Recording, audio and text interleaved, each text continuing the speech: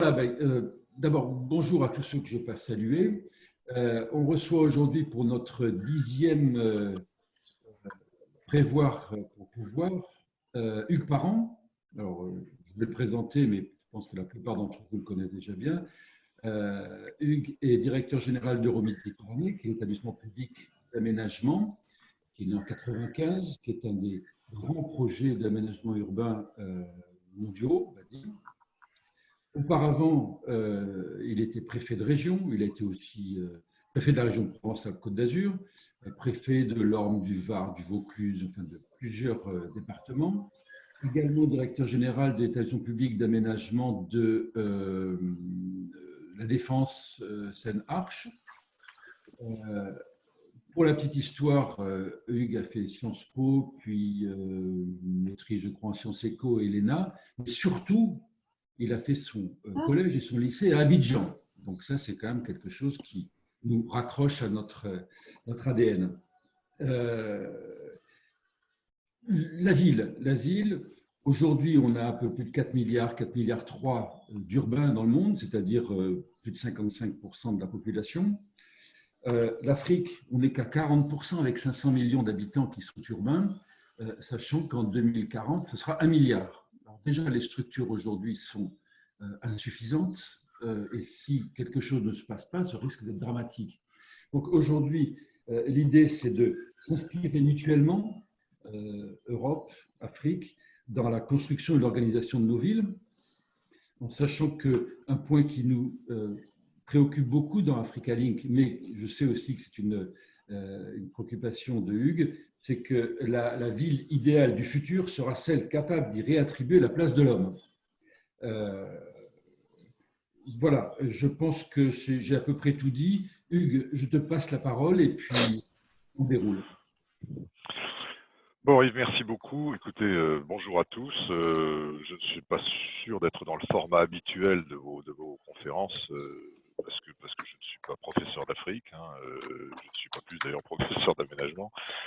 Je vais essayer d'être donc plutôt sur le registre à la fois de réflexion personnelle, de réflexion d'équipe, de sujets qui sont pour certains très connus de vous, d'autres moins. Les architectes se sont naturellement penchés sur la question urbaine africaine.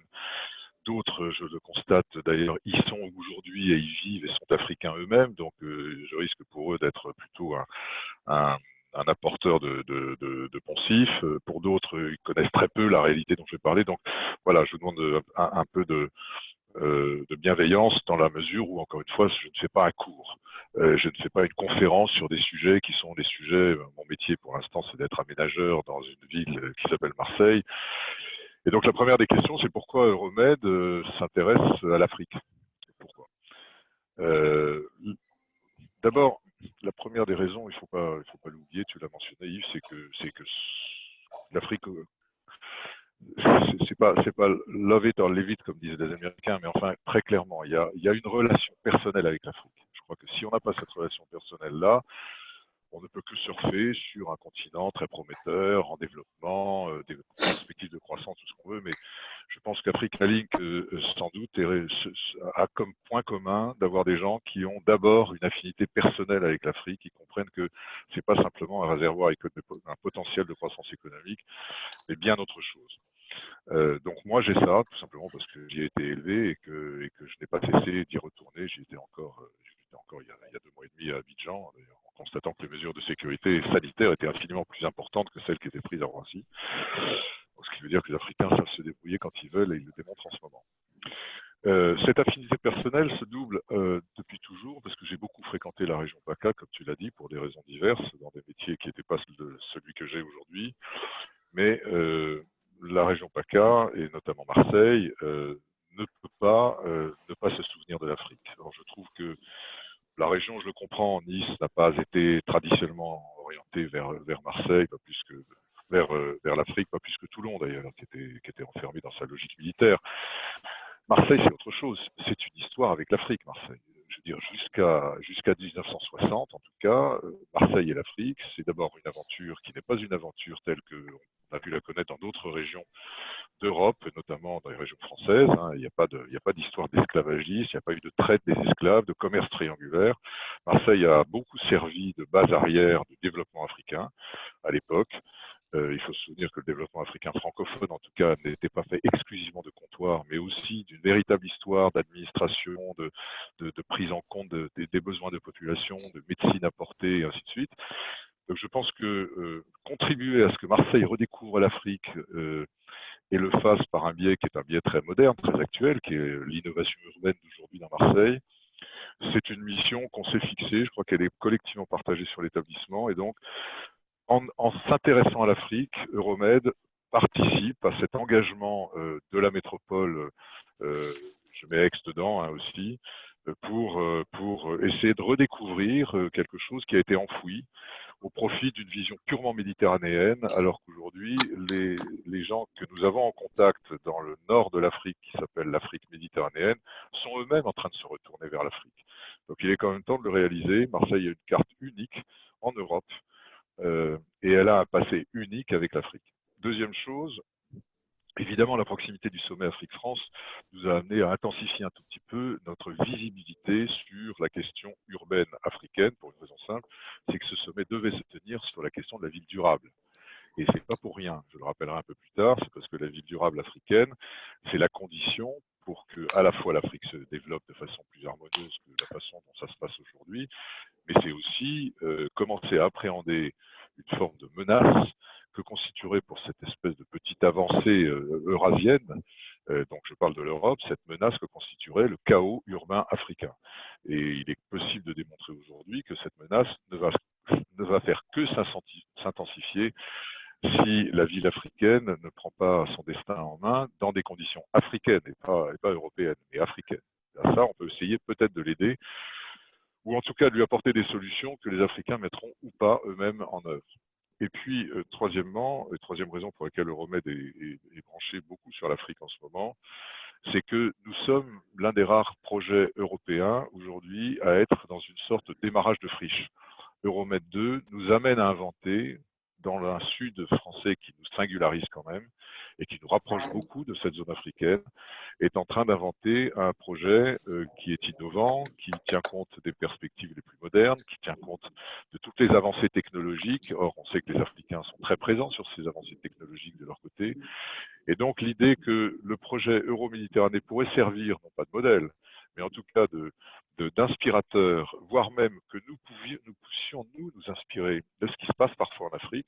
Je parle de la question des matériaux, je parle de la question des vivre ensemble. Ce sont des choses qui sont aujourd'hui dans notre ADN et sur lesquelles nous allons continuer à travailler. Voilà pourquoi Euromed est orienté sur l'Afrique, et je sais que cette orientation est partagée par Africa Link, qui chemine avec nous d'ailleurs dans beaucoup de choses qu'on organise ensemble, et donc je ne souhaite qu'une seule chose, c'est que ça s'intensifie avec Africa Link, qui a une perspective très économique des choses, mais dont je sais que les membres partagent cette affection pour l'Afrique et même cet intérêt intellectuel pour ce continent. Alors maintenant, parlons un peu d'Afrique. Je vous parle de l'Afrique telle que je n'ai pas besoin d'être à Euromed pour l'avoir vécue, et telle qu'il faut la vivre. Et je disais, l'Afrique, il faut l'aimer ou pas s'en occuper. D'abord, il faut être conscient que l'Afrique est un continent tout à fait à part. Aujourd'hui, on dit toujours que si l'Afrique était réunie, ce serait le principal pays du monde en termes de peuplement, mais sauf qu'elle ne l'est pas. Et on parle toujours de l'histoire africaine comme étant une histoire de morcellement de frontières. Je crois qu'il faut être conscient d'une chose, c'est que d'abord, c'est la nature africaine, elle est extrêmement diverse.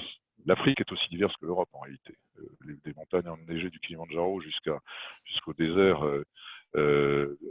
saharien, il n'y a pas plus, enfin il y a rien de commun. Il y a plusieurs Afriques. Il y a vraiment beaucoup d'Afrique. Et c'est pas seulement les frontières africaines qui le montrent. Il y a beaucoup d'Afrique, il y a beaucoup de populations différentes, il y a beaucoup de, voilà, c'est un continent au sens plein du terme, c'est-à-dire qu'il y a une diversité que qu'ont tous les autres continents. On a tendance à globaliser. On parle de l'Afrique, on parle des Africains. Tout ça n'a pas de sens. La deuxième chose dont il faut se rappeler, c'est l'histoire la plus récente. C'est celle qui morcelle l'Afrique.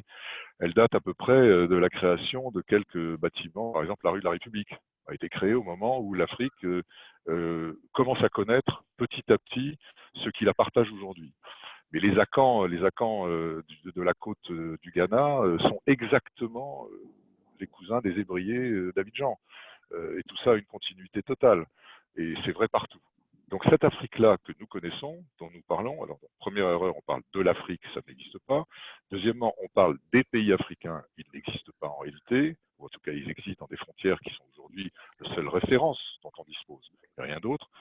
Et troisièmement, il y a une Afrique d'avant. Et j'en parle beaucoup parce que l'Afrique d'avant, elle va conditionner aussi la création des villes.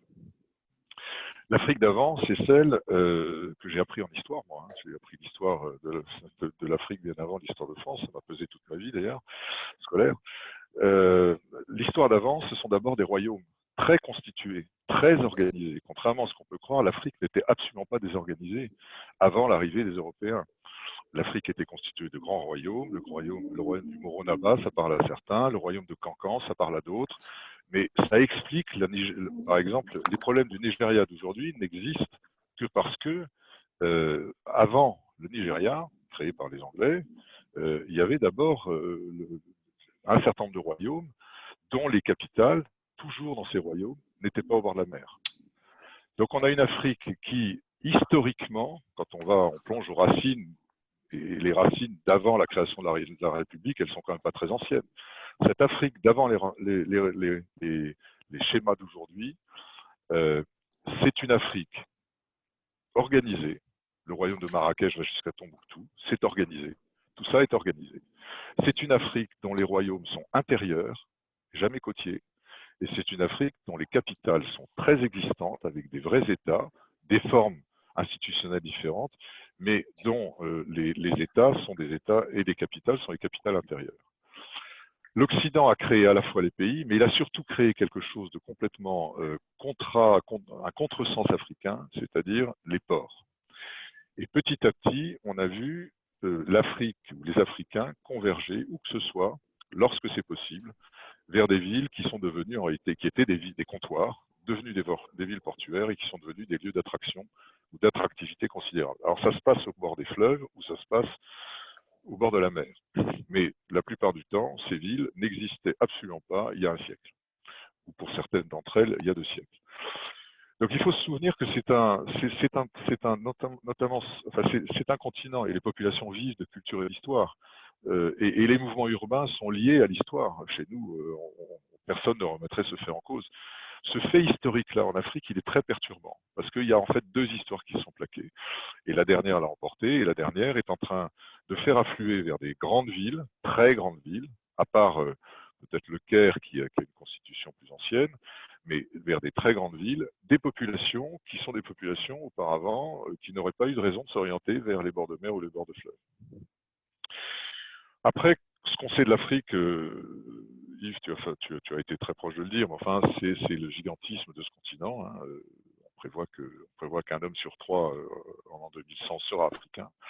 On sait que l'Afrique fera 2 milliards, sans doute pas loin de 2,5 milliards d'habitants en 2050, ce qui est très proche.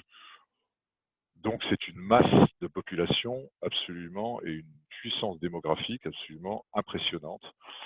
C'est une puissance aussi énergique, c'est pas énergétique, hein, mais énergique dans la mesure où on prévoit qu'en 2050, c'est presque le cas aujourd'hui, pratiquement 50% de la population a moins de 25 ans. C'est absolument inimaginable dans des sociétés comme les nôtres, mais ça l'est aussi dans les sociétés asiatiques. Ça perturbe absolument tous les schémas, parce que les moins de 25 ans, lorsqu'on parle d'urbanisation, ils ne se comportent pas comme ceux qui sont déjà au milieu de leur vie, avec une famille installée, ainsi de suite. Donc il faut tenir compte de ce lieu, de ce fait, la jeunesse incroyable africaine.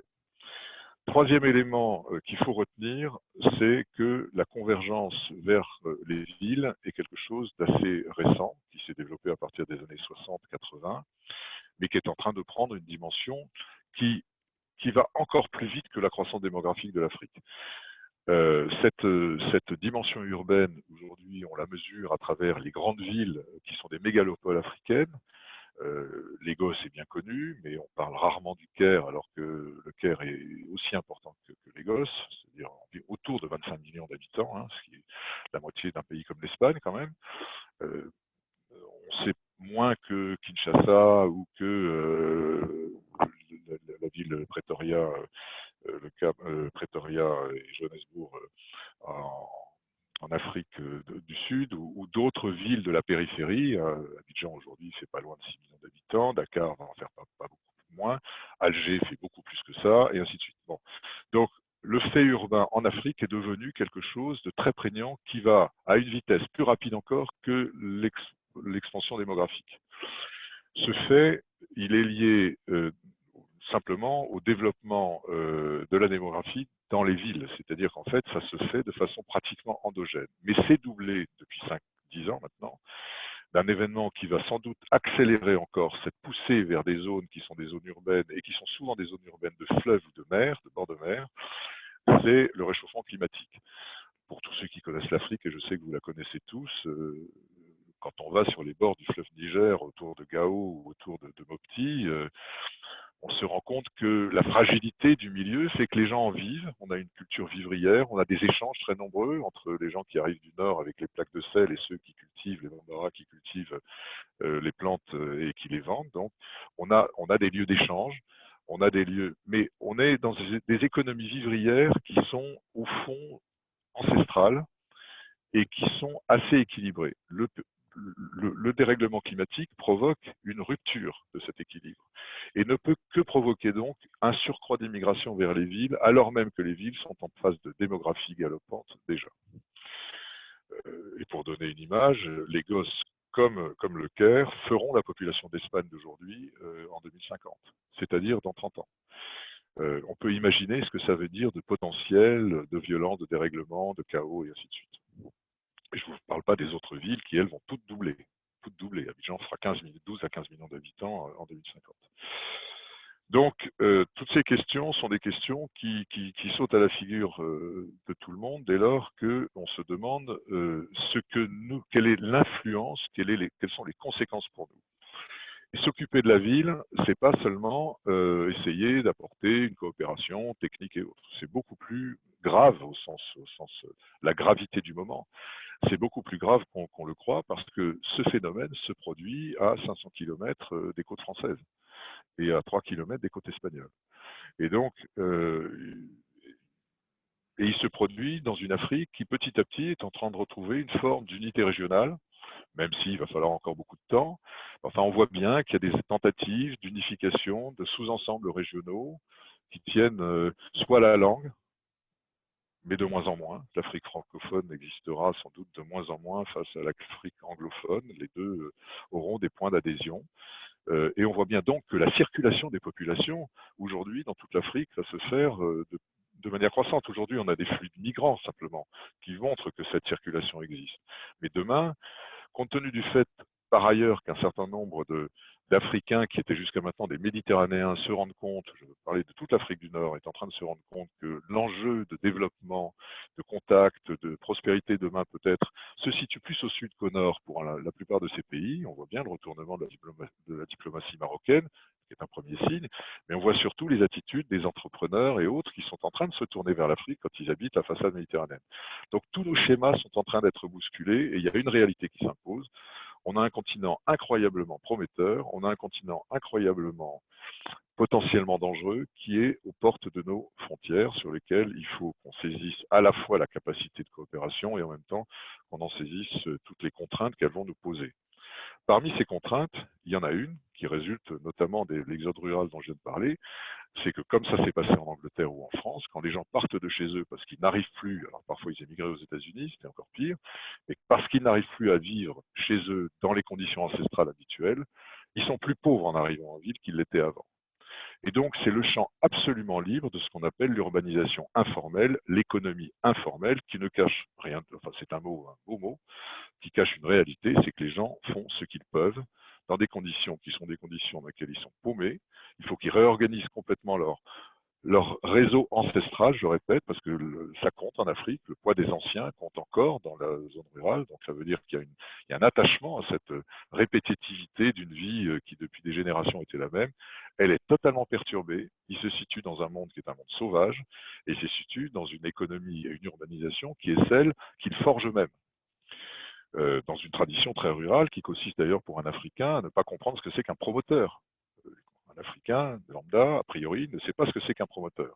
En général, le chef du village, mais c'est vrai aussi des maires des villes, le chef du village attribue un terrain et la famille, petit à petit, année après année, construit la case.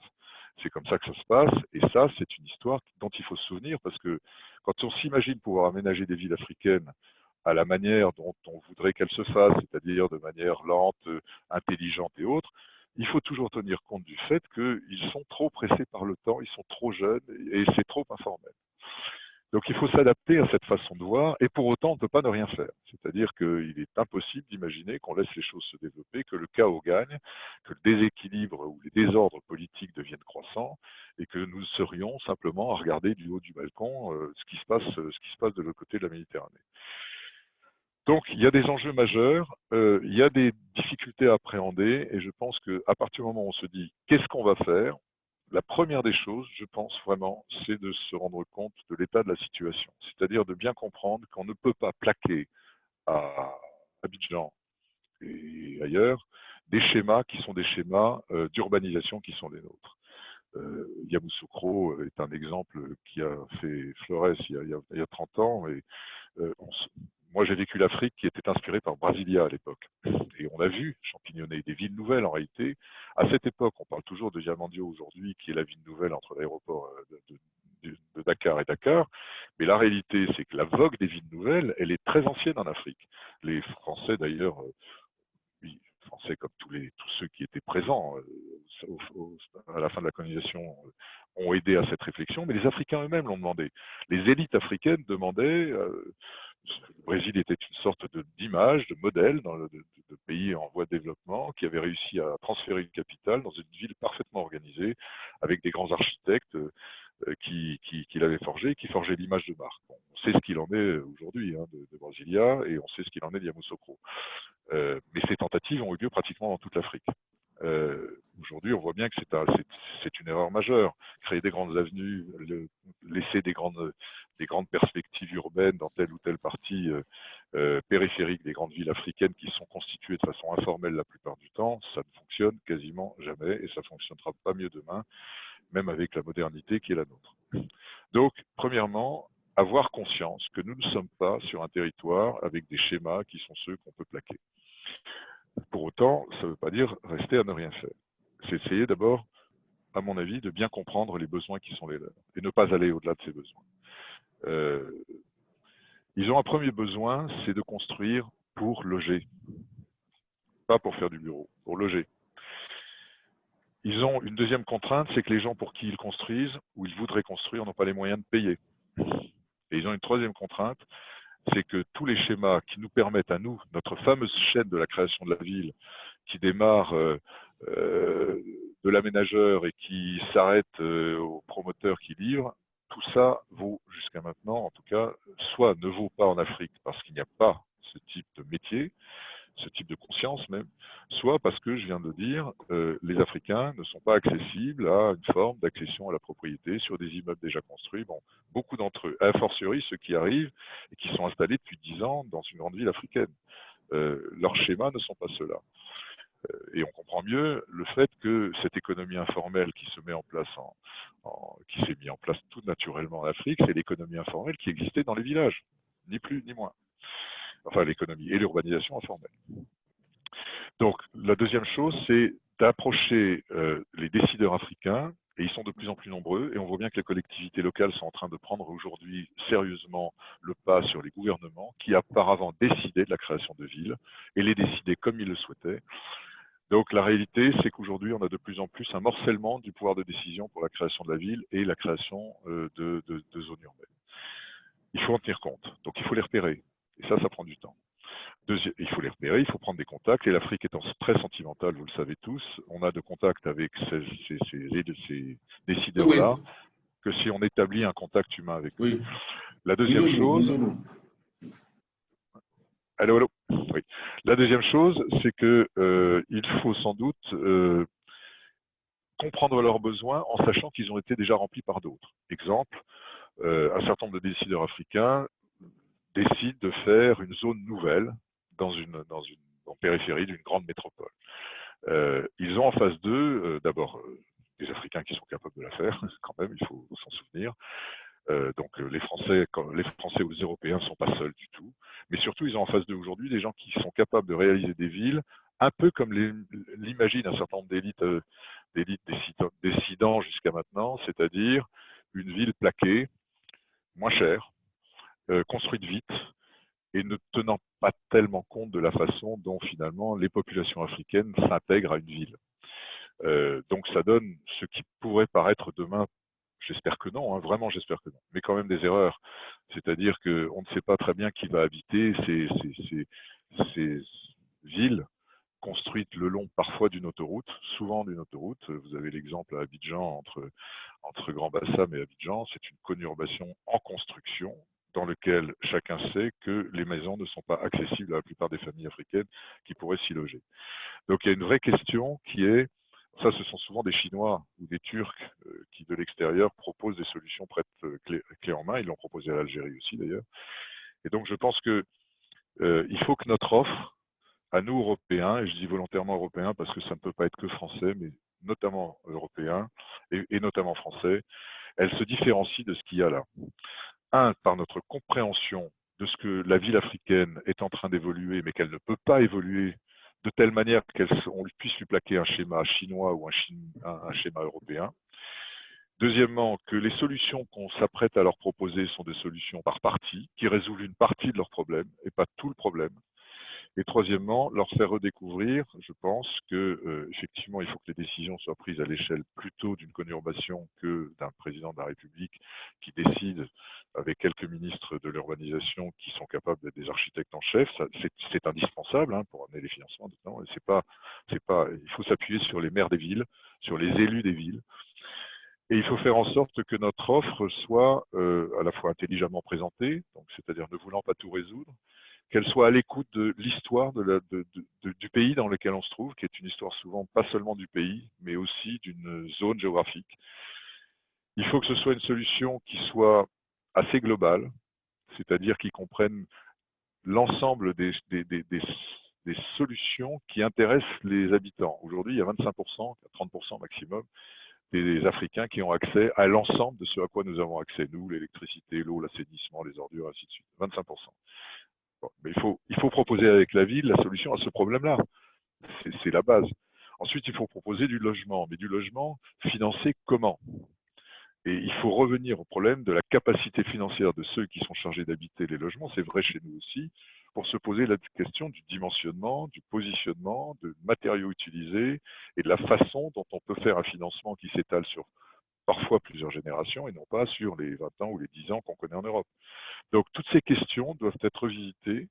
Et moi, je construis en ce moment avec un certain nombre d'opérateurs français, des très grandes entreprises, mais ils ont besoin d'un opérateur public pour être une sorte de tête de pont qui est un lien entre les décideurs publics et les opérateurs, qui sont des grands constructeurs ou des grands gestionnaires d'utilities. Je pense qu'il faut vraiment construire une offre qui se singularise complètement par rapport à ce qui est apporté clé en main par d'autres pays, et notamment les Chinois, qui vont être hyper présents dans cette période qui s'annonce en Afrique. Donc, plutôt que de donner une ville clé en main, aidons à fabriquer la ville dont les Africains ont besoin dans 10 ans, en tenant compte de leurs besoins, en intégrant complètement à nos schémas, par exemple, la ville informelle, alors que la ville plaquée élimine la ville informelle, et c'est pour ça d'ailleurs qu'elle n'est pas habitée ou mal habitée.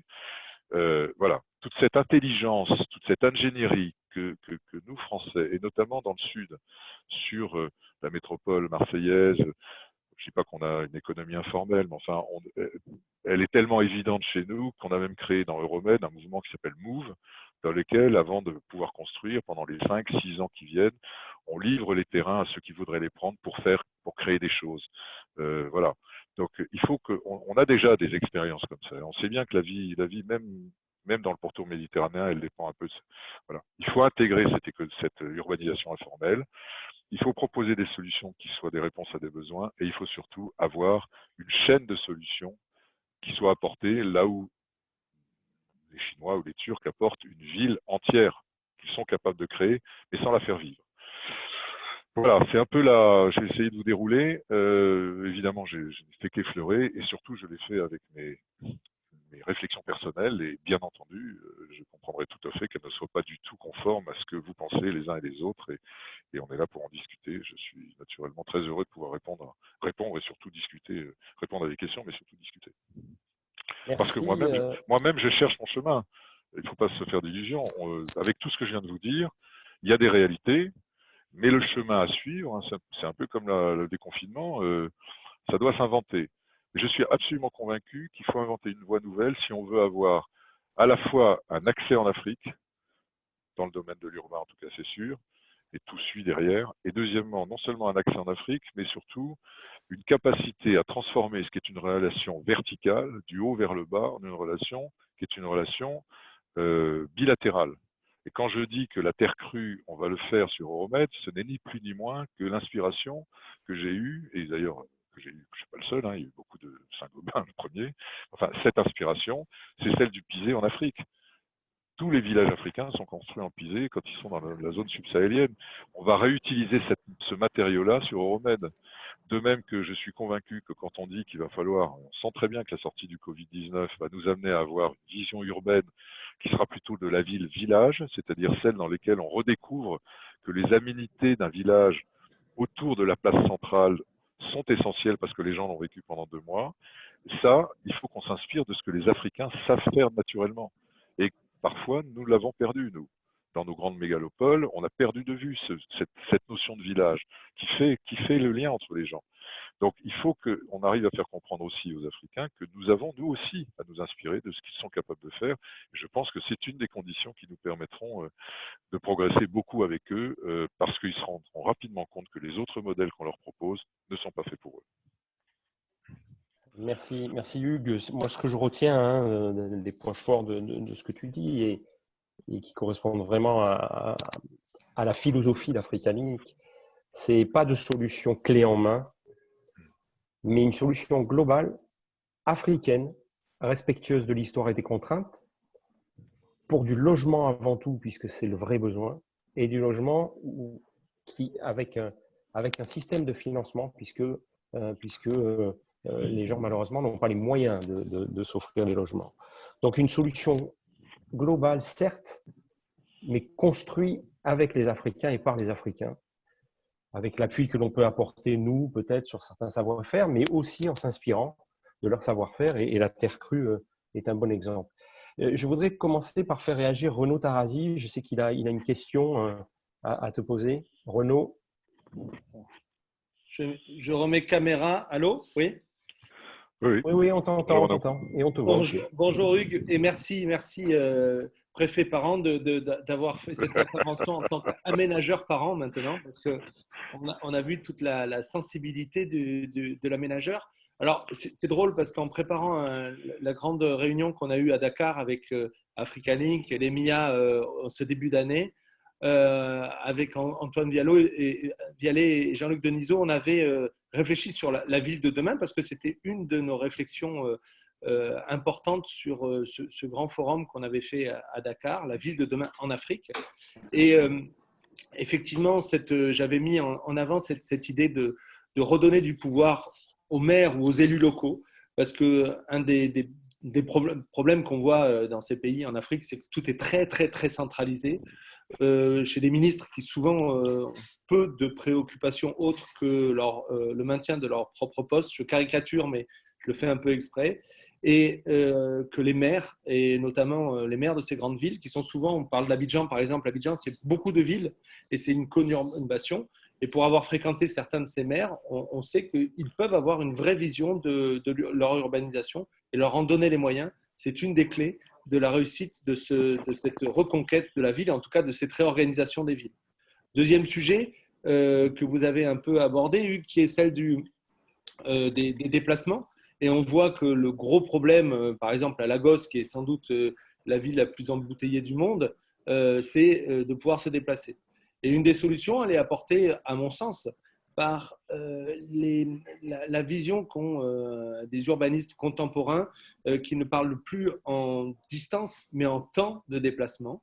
Et cette fameuse ville du quart d'heure dont on parle aujourd'hui, qui est celle de reconstituer non plus grands quartiers d'affaires, des grands quartiers de logement et des grandes zones industrielles, mais justement de remorceler ces immenses villes en villes plus petites, en grands quartiers, et que ces quartiers retrouvent un peu d'autonomie, qui est sans doute la solution la plus africaine à amener à ce gigantisme des villes qui, comme vous le disiez, Hugues, qui est astronomique, puisque les villes doublent tous les 10 ans, c'est absolument hallucinant, et tout ça dans un grand chaos.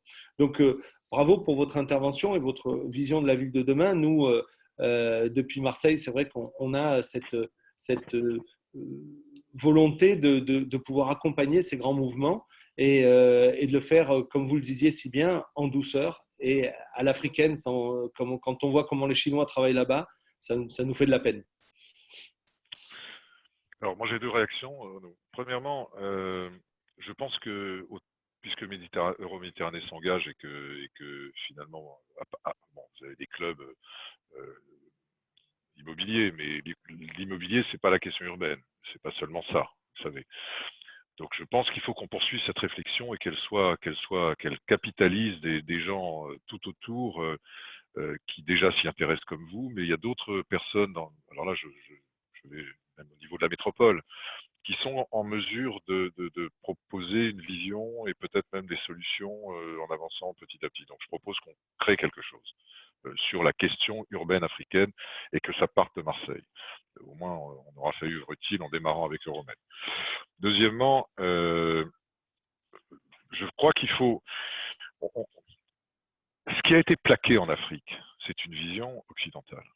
Parce que la ville africaine, tout naturellement, elle est polynucléaire, si j'ose dire.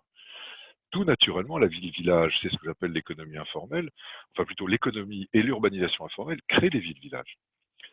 Ce qui est dramatique sur l'Afrique d'aujourd'hui, c'est que cette ville-village dans laquelle il y avait des villages, vous allez à Djamé, vous allez à Koumassi, dans la banlieue ou à Koumassi, la ville de Koumassi, vous allez à Cocody, enfin Cocody c'est un cas particulier à Abidjan, enfin Marcory à Abidjan, vous avez tous les services qui sont là.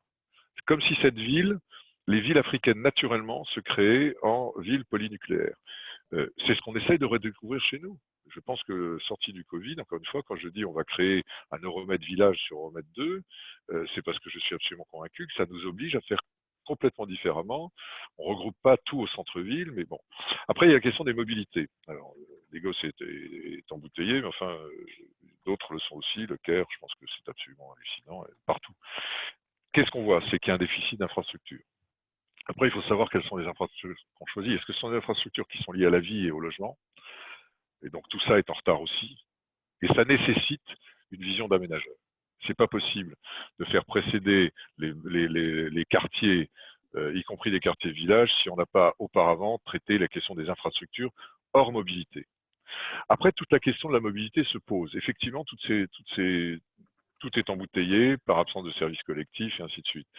Mais étant persuadé qu'il faut absolument que dans le monde de demain, dans la ville africaine à 50 millions, il faut que tout le monde se déplace.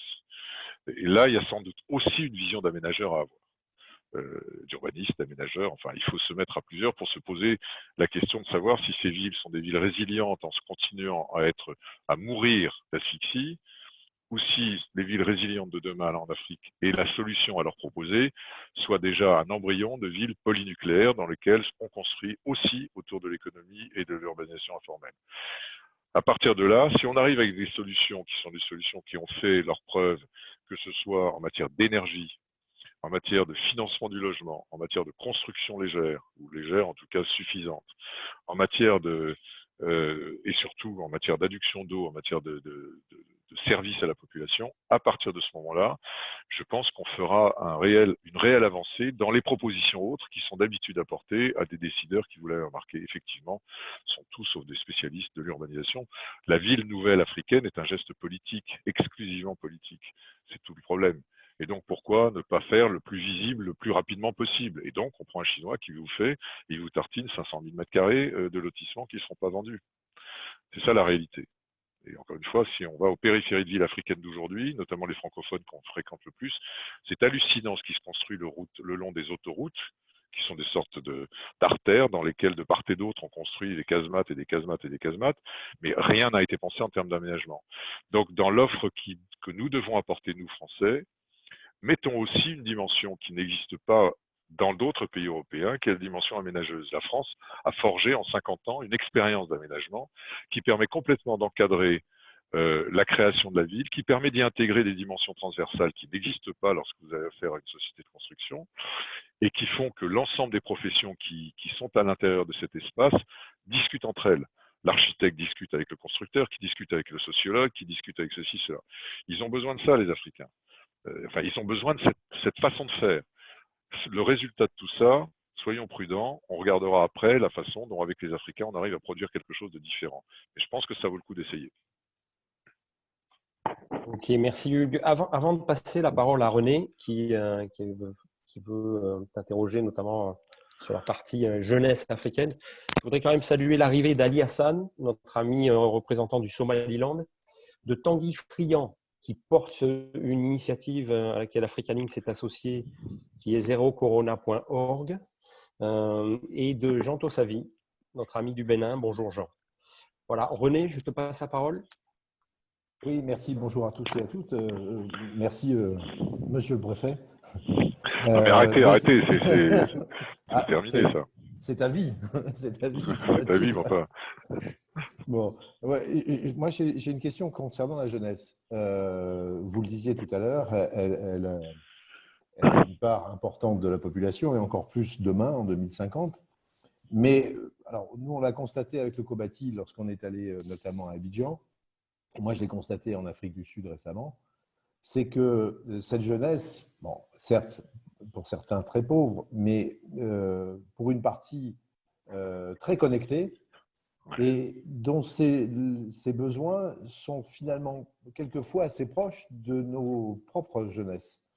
Ça veut dire que, est-ce qu'on doit encore construire ou aider ou accompagner l'Afrique à se construire sur les schémas traditionnels des anciens ou des quinquas comme nous sommes tous, ou est-ce qu'on ne doit pas déjà prendre en compte cette forte demande de cette jeunesse, en clair, de ressembler à New York, de ressembler à Paris, de ressembler aux villes occidentales et modernes?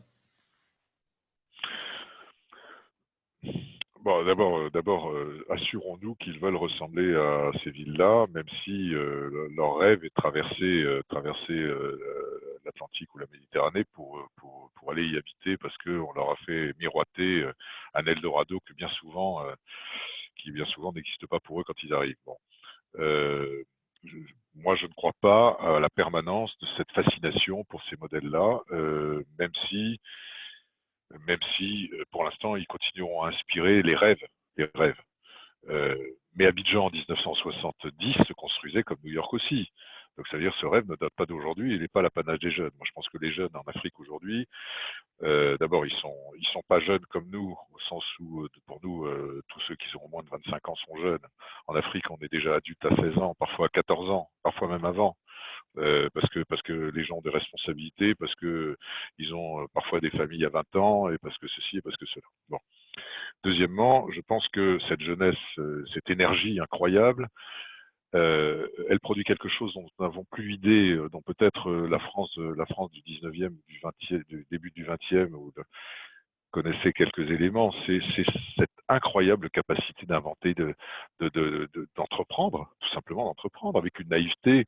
Aujourd'hui, quand on voit des Africains dire « Ah bah, on va conquérir le monde avec notre application », on a l'exemple qu'on connaît bien sur Africa Link, on voit de temps en temps défiler des jeunes qui sont confondants de naïveté, parce que pour nous, on ne conquiert pas le monde avec aussi peu, quoi. Mais si. Je veux dire, ils ont encore l'idée qu'ils peuvent conquérir le monde, et ils sont comme ça, 1,5 milliard en 2050. Hein. Je ne sais pas si vous imaginez. Donc ça veut dire que je pense que ces gens-là, ils vont forger quelque chose qu'on ne connaît pas encore dans la façon de faire les villes, mais néanmoins, il faudra bien qu'ils vivent. Il leur faudra l'eau, l'électricité, la connexion Internet, le logement, le financement du logement et tout ça. Bon. Donc, il y a quand même des permanences. Maintenant, il faut être très conscient que cette jeunesse, c'est une différence fondamentale avec tout ce qui existe ailleurs dans le monde, et je le répète, et notamment l'Asie, qui est un continent qui est en train de vieillir rapidement, que cette jeunesse va avoir un rôle très à part dans le monde, que leurs villes seront construites avec quand même la nécessité, mais qu'elles seront certainement totalement impactés par ce qui est un fait, c'est-à-dire la population la plus connectée du monde. C'est-à-dire qu'en réalité, aujourd'hui, tout Africain qui sait à peine lire et écrire, parce que son langage n'est pas celui-là forcément, dispose de 2 périphériques, enfin de 2 portables ou de 2 mobiles, l'un servant à ses affaires personnelles, notamment au téléphone, et l'autre servant notamment à ses usages en tant que citoyen, en tant que consommateur, en tant que ceci, en tant que cela. Donc, d'un côté, vous avez une population qui est très dotée de terminaux et qui sait les utiliser et qui souvent a remplacé par ces terminaux tout le retard qui avait été accumulé sur les services à la personne. De l'autre côté, vous avez des gens qui sont en train, en Afrique, et on en a tous les jours la démonstration, de progresser très vite sur la création des applis nécessaires à la vie quotidienne, la création de plus en plus. Dès qu'il y a un problème, vous avez 10 Africains qui gênent, en général moins de 25 ans, qui se présentent avec une appli inventée avec 3 copains, bidouillée dans un espace rural quelconque. Bon, on en a vu encore une fois sur Emerging Valley de nombreux comme ça. Donc ça veut dire que cette capacité d'un côté à recevoir les messages et à converser à travers ces outils qui sont les terminaux, et d'autre part cette capacité à inventer des logiciels et à inventer des usages, ça doit par définition s'appliquer d'abord aux villes. Et on peut penser qu'une partie des problèmes des villes pourront être résolus à partir du moment où ces inventeurs africains, ces gens qui passent leur temps à imaginer des systèmes pour essayer de pallier l'absence de services, vont passer au service collectif. Donc moi, je fais ce pari-là. C'est pour ça qu'on soutient massivement Emerging Valley. Vous savez qu'on est le premier financeur d'Emerging Valley. C'est pas pour rien. Africanink est très présent, je le sais. Mais enfin, nous tenons absolument à ce que ce contact avec cette Afrique-là, à la fois jeune et très numérisée, nous donne des idées pour la fabrication de la ville de demain. Après, la question, c'est est-ce que, comme depuis 10 ans, on va vers le modèle de la Smart City. Nous avons un ami béninois qui est, je crois, qui assiste à la conférence. Vous avez au Bénin une Smart City qui est en création, hein, c'est des cities. Vous avez des initiatives qui sont prises un peu partout, en Ouganda. Voilà. Vous avez des initiatives de Smart City qui tiennent compte complètement de cet équipement fabuleux de l'Afrique, cette capacité fabuleuse de l'Afrique d'utiliser les nouvelles technologies. Le problème, c'est que, ça c'est mon sentiment personnel, je ne crois pas que la Smart City soit un modèle adaptable ni à l'Europe, ni à l'Afrique. En clair, n'est smart que ce qui est étymologiquement en tout cas intelligent, et je ne crois pas que la ville qui est gérée par l'intelligence artificielle soit une ville intelligente. Et surtout, elle élimine la capacité encore plus africaine que européenne, c'est-à-dire la capacité d'une création informelle. Et donc, par conséquent, je ne suis pas sûr que ce soit en tout cas la réponse à la question qui est posée de créer des smart cities. C'est peut-être la réponse à une autre question posée, c'est faire révéler au monde entier à quel point l'Afrique est capable de créer des cités innovantes. Oui, mais ce ne seront jamais que des modèles. C'est pas le modèle, mais c'est certainement pas le modèle du développement de la ville africaine de demain à 50 millions d'habitants. Ça, non. Voilà. Ok. Justement, Smart City, Smart Village. Saguir, si tu nous entends, ça fait 2 fois que tu interviens là par écrit. Donc, je te passe la parole sur ce sujet-là. Saguir. Oui, attends, c'est Zacharia. C'est parce que je suis connecté Zach. sur. Ah, Oui, il n'y a oui. pas la photo. Oui, donc j'ai dû me connecter sur un compte de l'entreprise. Il est sur l'administrateur. Tu te caches, Zach, tu te caches. Donc, Zacharia Fahim, notre ami de Casa. Bienvenue, Zach. Oui, salut. Bonjour tout le monde. Oui, donc ça tombe bien parce qu'effectivement, ils viennent de reprendre sur la partie Smart City.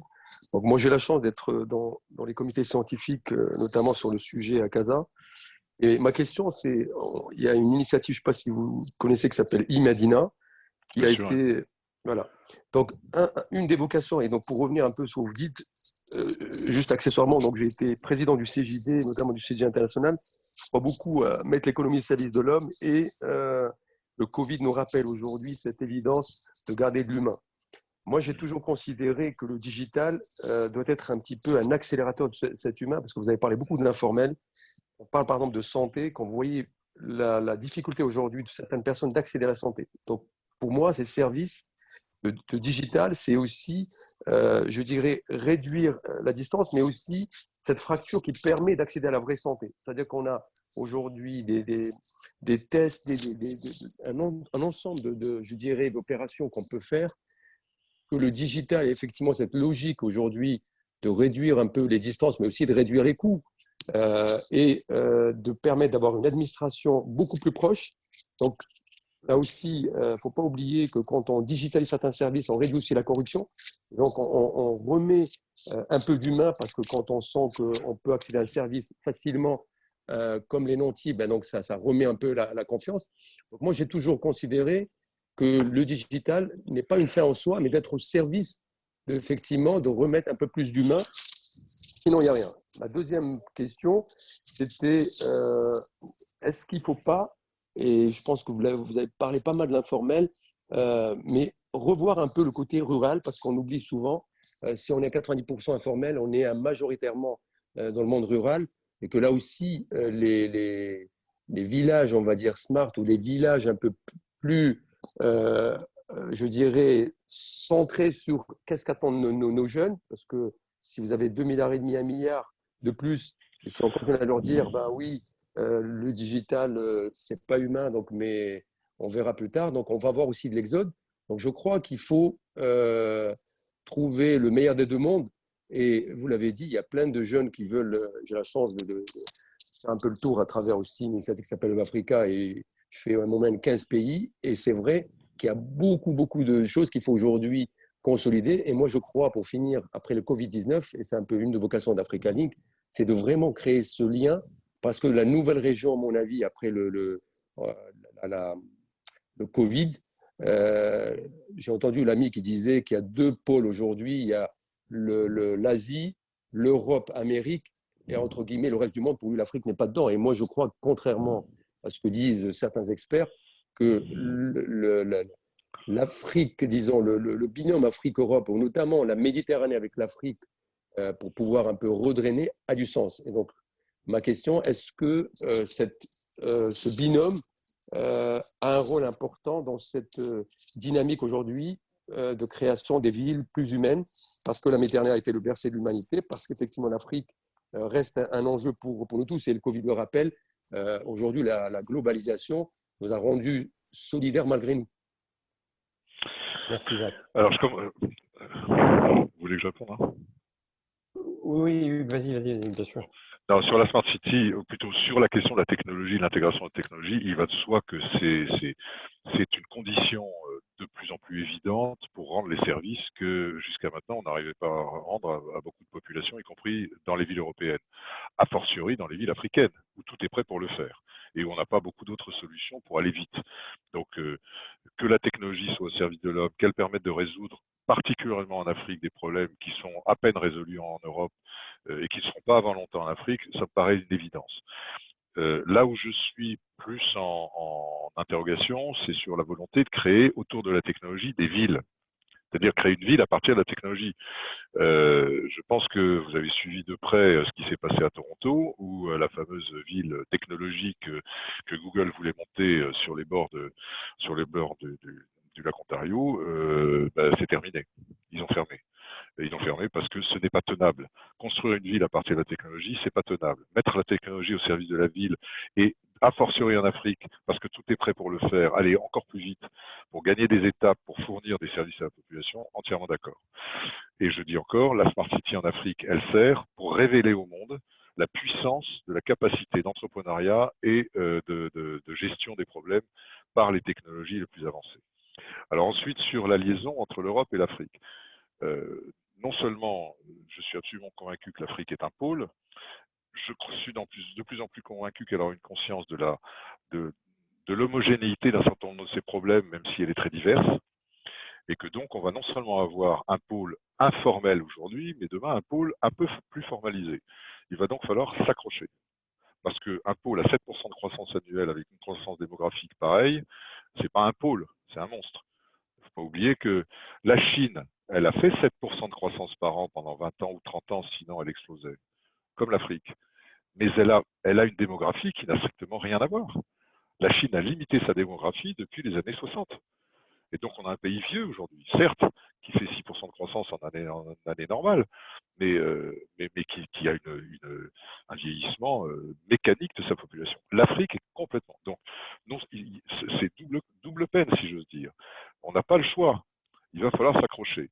Et troisièmement, le lieu naturel de débordement de tout ce qui pourrait être la résultante d'un chaos africain, et je parle de toute l'Afrique, là, pour le coup, c'est naturellement l'Europe. Donc on a 3 raisons de s'impliquer. Après, peut-on faire une sorte de véritable bloc Afrique-Europe, notamment dans la création des villes, la fabrication des villes? Je suis, encore une fois, je suis en exploration. Je n'ai pas de réponse, moi. En tout cas, ma réflexion personnelle ne me pousse pas à avoir une réponse et je ne suis pas sûr que ce soit possible. Je ne suis pas sûr qu'on ne soit pas complètement dépassé, en clair, dans les 20 ans qui viennent. Je vois bien que les initiatives à l'égard de l'Afrique, d'abord, sont modestes. Deuxièmement, globalisantes au sens les Africains. Troisièmement, qu'elles sont rarement adaptées aux vrais besoins des Africains, c'est-à-dire en tenant compte de leur histoire, de leur culture et de la réalité de leurs besoins. Je vois bien que les intérêts des différentes, voilà, y compris sur la zone marseillaise, on n'est pas 36, ça peut beaucoup s'intéresser à l'Afrique. Il faut voir les choses. Or, on est le plus près de l'Afrique. Bon. Donc, ça veut dire que l'énergie européenne n'existe pas à l'égard de l'Afrique aujourd'hui comme on le croit. Alors, certes, il y a des grands financeurs, l'AFD, les Allemands font des trucs d'un côté. Enfin, je ne suis pas convaincu du tout que ce soit la bonne méthode parce que, encore une fois, ce n'est pas d'argent qu'ils ont besoin, c'est d'abord de solutions qu'il faut financer après. Bon, pour l'instant, on leur apporte l'argent, on cherche les solutions à financer. Enfin, sur la question du rural, oui, je suis persuadé qu'on ne pourra pas supporter 50 millions d'habitants à Lagos sans se poser la question de savoir s'il n'y a pas des villes moyennes à refaire comme on l'a fait en France avec les métropoles d'équilibre, certes. Il n'en demeure pas moins que l'Afrique aujourd'hui a besoin de créer de la valeur et de faire rester la valeur en Afrique. Il faut donc le processus qui a été celui de tout le développement des cycles économiques pour créer de la valeur, il faut qu'il y ait de l'échange. Pour créer la Méditerranée l'a inventé à l'Antiquité, donc c'est pas pour rien. Et l'Afrique est restée quand même pour partie en dehors de ces échanges. Et ceux qui faisaient les échanges, c'est-à-dire en réalité les caravanes qui traversaient le Sahara, sont mortes de la création des villes-ports. L'Afrique la plus évoluée pendant des siècles a été l'Afrique qui bordait la zone la plus déshéritée qu'on considère aujourd'hui, c'est-à-dire le Sahara, puisqu'on circulait dans le Sahara. Et tout ça a été mis par terre par la création des grands ports et du fait que les populations, du coup, se sont retournées vers la mer. Donc je pense que le retour dans le rural, c'est un souhait démographique, c'est un souhait de qualité de vie, mais si on veut qu'il y ait beaucoup de valeurs qui soient créées en Afrique et qu'elles demeurent en Afrique, il va falloir des villes qui soient des villes hyper actives. Et c'est dans les mégalopoles africaines que finalement va sortir la puissance africaine. Donc voilà, c'est à mesurer. Je crois qu'il vaudrait mieux offrir aux mégalopoles la possibilité de se développer harmonieusement, y compris en ayant une vision polycentrique, parce que c'est créateur d'incroyablement de richesses et l'Afrique a besoin de cette richesse. Et elle en aura d'autant plus besoin qu'elle a une démographie galopante.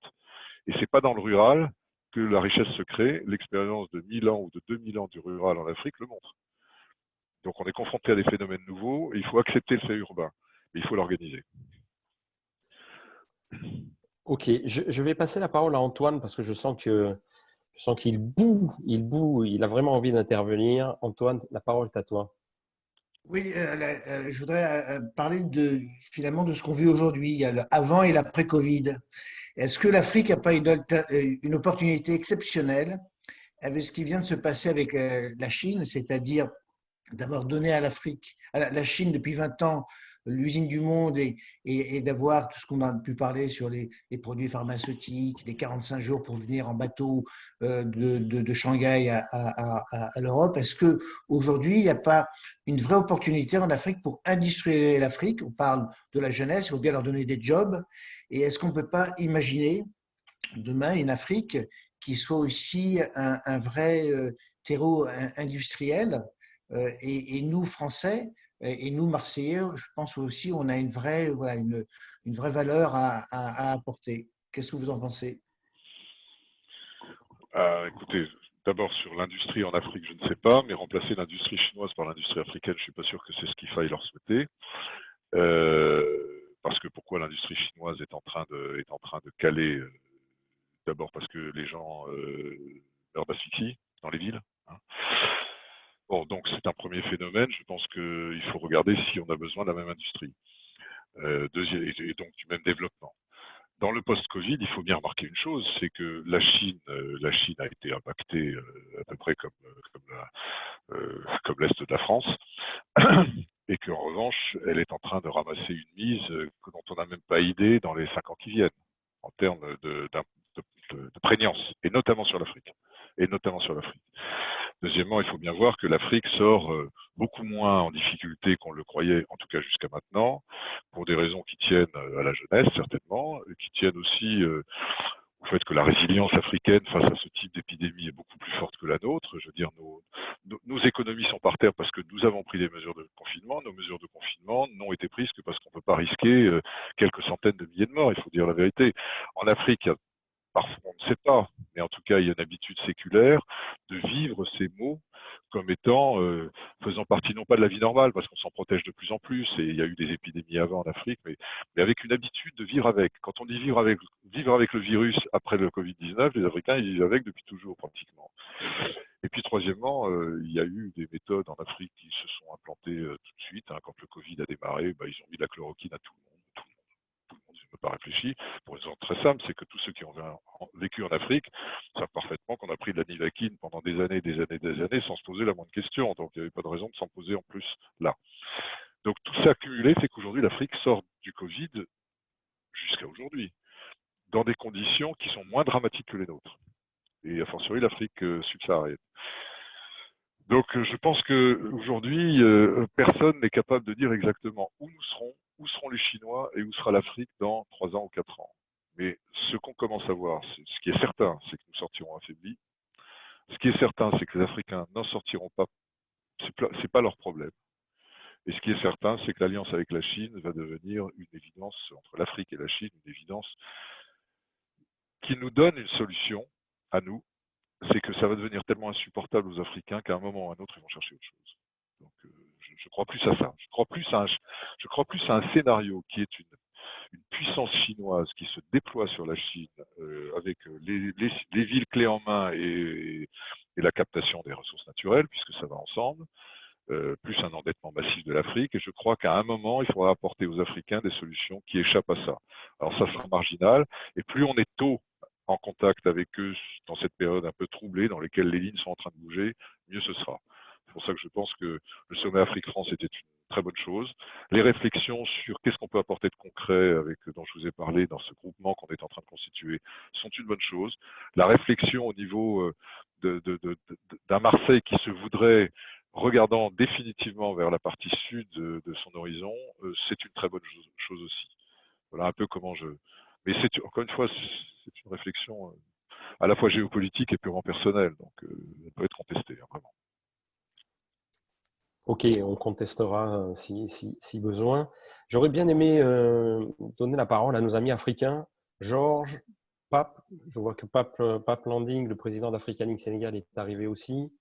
Peut-être commencer par Georges ou Pape, je ne sais pas. Georges?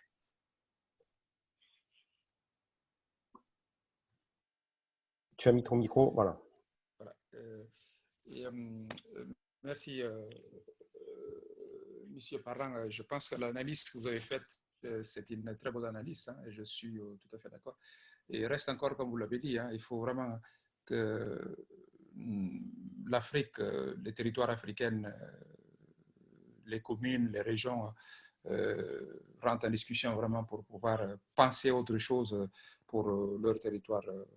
Je suis tout à fait d'accord dans cette analyse-là, dans cette perspective aussi. Bon, et que le sud de la France, le Marseille, qui est toujours le porteur de beaucoup d'engagement vers l'Afrique, je pense qu'il faut commencer quelque part. Il faut vraiment arriver à créer une sorte d'énergie, d'un pôle pour pouvoir vraiment proposer quelque chose et voir comment ça pourrait être. Voilà. Et sur cette histoire d'Afrique, quand on regarde les régions africaines, effectivement, la concentration, c'est parce que comment on peut dire ça, l'aménagement n'est pas fait normalement. Ce qui fait que voilà, beaucoup de jeunes africains vont concentrer dans certaines villes. Quand je regarde, je prends l'exemple de Bissau, je prends l'exemple de Kanchongo. Je le disais déjà dans une conférence qui est passée, quand jeune, après le sixième du collège ou le troisième, après le sixième ou le troisième, il doit monter dans les grandes villes. Il n'y a pas de lycée, il ne peut pas aller jusqu'en terminale dans un département. Voilà. Et tout ça, c'est à intégrer à cet aménagement et voir aussi dans cette partie de logement. Effectivement, les Africains sont souvent, quand on les voit dans leur village, ils ont des maisons, et alors que quand ils arrivent dans les grandes villes, ils commencent déjà à être parqués dans des bâtiments qui commencent à imiter les constructions qui se passent dans d'autres parties du monde. Voilà, c'est tout ce que j'ai à rajouter dans ce sens-là. Et moi, si je peux réagir à ce que vous dites, encore une fois, je voudrais. Mais ça, c'est une conviction qui est fondée aussi sur des faits historiques. Encore une fois, ici, la Méditerranée n'est devenue, le pourtour méditerranéen n'est devenu ce qu'il était en termes de civilisation, de force économique et tout ça, que parce qu'il a eu des échanges grâce à la mer, et deuxièmement parce qu'il a créé des grandes villes. C'est les grandes villes qui ont fait la Méditerranée, il ne faut pas l'oublier. Hein. C'est pas la campagne autour de Venise, c'est Venise qui a fait la Méditerranée.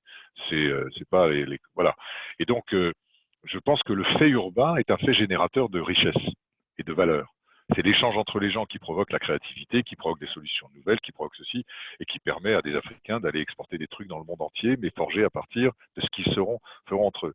Donc je pense que le fait urbain est un fait générateur de valeur. Or, face à la démographie qui est la sienne, aujourd'hui, il n'y a pas d'autre solution pour l'Afrique que de créer de la valeur. Donc je pense que le fait urbain non seulement est inéluctable en Afrique, mais qu'en plus il est nécessaire, y compris quand ça va vers des villes monstrueuses. Mais par contre, il n'est pas organisé.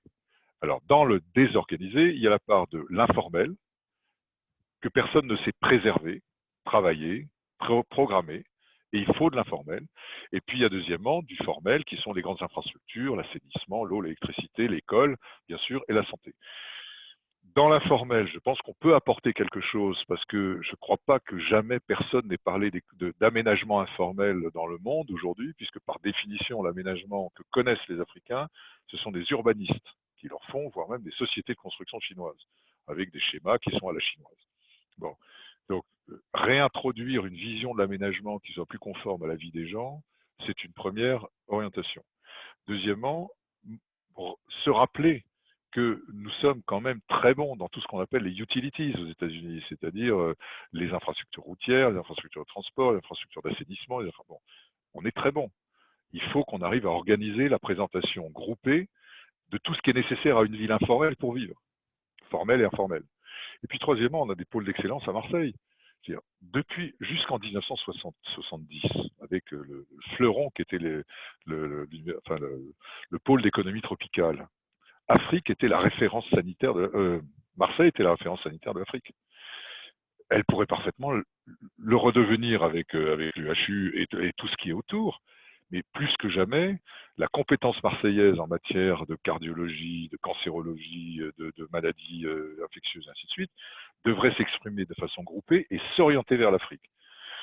Aujourd'hui, il n'y a que le souvenir de ce que les doyens des facs d'Abidjan et de Dakar étaient marseillais. Mais à part ça, la prégnance marseillaise sur la santé en Afrique, elle est très faible. Donc je pense qu'il faut l'organiser tout ça. Et on voit bien qu'on a des choses à proposer qui ne sont pas simplement des schémas plaqués. Et le boulot d'un aménageur sur la ville, c'est aussi de tenir compte de tout ça. Nous, quand on fait Euromède à Marseille, on pense d'abord à l'hôpital européen. Quand on fait Euromède à Marseille, on pense végétalisation des espaces publics dans les nouveaux projets qu'on fait, et ainsi de suite. Donc je pense qu'il faut aussi une vision d'aménageur qui tienne compte de tout ça. Et c'est ce qui manque à l'Afrique aujourd'hui. L'habitude des Africains n'a pas été de s'adresser à des aménageurs d'abord, ou en tout cas à une chaîne qui comprend un aménageur. Et quand on voit toutes les erreurs qui peuvent être commises, c'est souvent par absence de réflexion en amont que ça se fait. Donc je pense qu'il faut réintroduire l'aménageur dans la perspective africaine. Et des aménageurs à la manière dont on les conçoit en Europe. Pas les aménageurs à Toronto qui voulaient faire une ville Google, quoi. Et boum, sur nos amis canadiens, heureusement aujourd'hui, ils ne sont pas présents. Non, mais c'est eux qui ont décidé d'arrêter. Hein. Oui, c'est vrai. Je voulais passer la parole à Myriam, si elle m'entend. Une parole féminine, enfin, parce que je sature un peu de tous ces hommes qui interviennent. Oui, bonjour, vous m'entendez? Oui, bonjour. Oui, bonjour. Déjà, merci beaucoup pour votre analyse. En fait, nous sommes dans un domaine qui est avant le vôtre. Nous sommes dans l'assainissement. Donc, c'est la société Bamboo for Life. Nous faisons de l'assainissement par le bambou. Donc, en fait, on est avant vous, on est plutôt dans l'assainissement. Vous, vous êtes juste après nous dans l'aménagement. Mais tout ce que vous avez, enfin, toute votre analyse est vraiment très, très juste. Et l'approche que nous avons, nous, de la ville durable, elle est exactement comme celle qu'Yves a dit, c'est-à-dire que nous mettons bien sûr l'homme au cœur de la ville, mais nous y rajoutons également la nature. Et avec une approche des villes également, qui soient des villes à taille humaine ou alors des villes autonomes, comme l'a dit Renaud Taradis si bien. En fait, le bambou assainissement permet à la fois de faire de l'assainissement, mais aussi de déborder sur la production de bambou. Enfin, j'en parle pour vous expliquer le lien avec ce que vous dites, ce qui fait que une fois que nous avons assaini, nous avons une création de valeur qui est le bambou. Et ce bambou-là, il permet finalement beaucoup de valorisation, notamment celle de venir coller aux besoins de la ville durable en Afrique. Je m'explique. C'est-à-dire qu'eux ont des besoins en bois énergie, tout simplement parce qu'ils veulent conserver leur coutume ancestrale. Et c'est ce que vous avez décrit, vous, dans votre cahier des charges, c'est-à-dire que nous ne devons pas venir épluguer nos solutions à la ville africaine, mais au contraire, venir répondre à des besoins et répondre à des souhaits. C'est-à-dire qu'ils souhaitent conserver leur coutume et nous mettons ça. C'est-à-dire qu'avec le bambou, on va leur permettre de conserver leurs coutumes, de cuire leurs aliments à leur manière et non pas sur des réchauds électriques, par exemple.